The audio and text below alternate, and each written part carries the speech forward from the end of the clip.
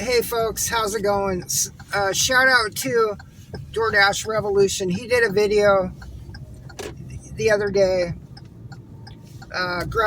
saying Grubhub drivers, we have a problem. Now the problem is about customers who do not have their porch light on during delivery.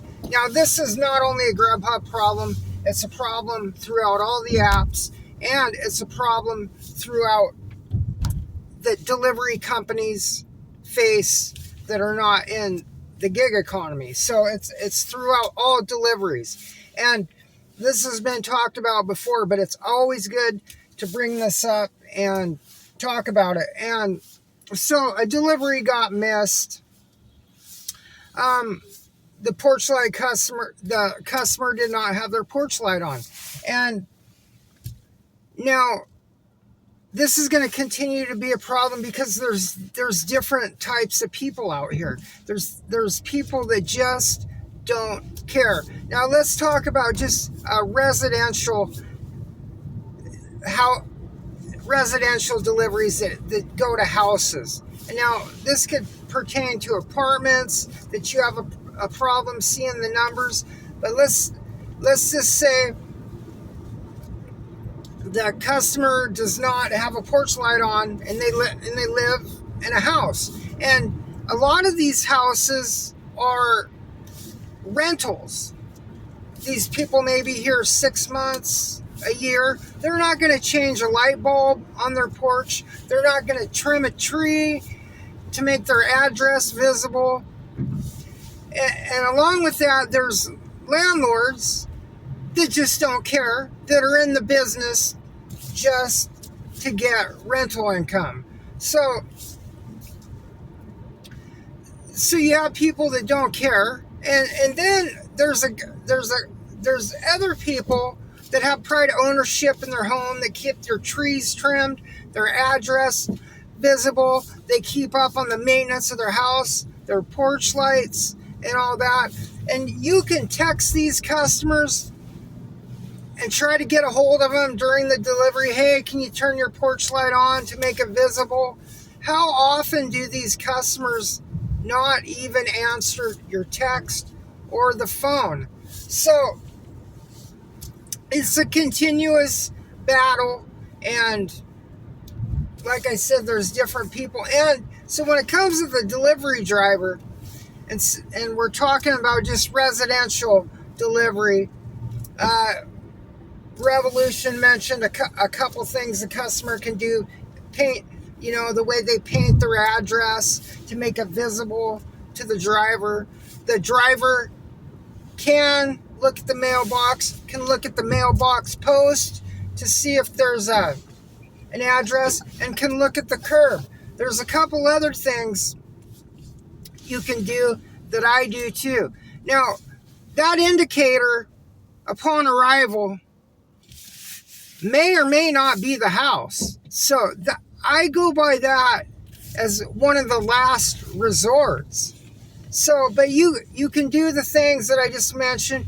You can look for a family name, a family plaque. Some of these houses will have their last name. See if that name matches your app.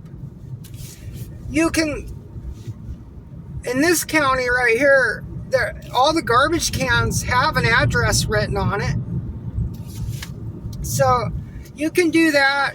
There's another trick you can do. If you don't see the address on the house you're looking at, pull one house up to see if that's the address. If that's not it, pull one house back. And if that's not it, it's probably the one you're looking at, and it's the one that has the indicator. But so you have just different delivery drivers out here, without a doubt, ones that are in this just to make a few dollars. They're not prepared, and maybe just getting into this and don't know the consequences of a missed delivery, a contract violation, or some kind of warning on what Uber Eats says an order has been reported is not delivered. So some of these drivers don't understand the consequences of a missed delivery. So, and then there are drivers out here that are prepared. And you always, if you're a night driver, always have a spotlight. And I have a spotlight and a mag light in the glove box. You have to be prepared. Definitely. So, this problem of missed deliveries at night because of a customer without a porch light on, it can be the customer's fault. It can be our fault. But when it comes right down to it on the app, it's our fault. So I do everything I can, and I only communicate with the customer if I can't find them. If I've went through all those lists of things, 6 things or 7 things, and because I know I'm going to find it most of the time, but I'll call the customer if I'm totally confused and I'm doubting myself. But if you're a nighttime driver, always be prepared. You have to have lights. And personally for me, I want to, and this is nighttime, I want to see that address before I even get out. And sometimes you have to get out and move a tree or something to see that address. But I want to see that address with my light and then go deliver it and get back into my car as fast as I can. But this will continue to be a problem, but it's how you handle it and how you are prepared. So that's going to do it, folks.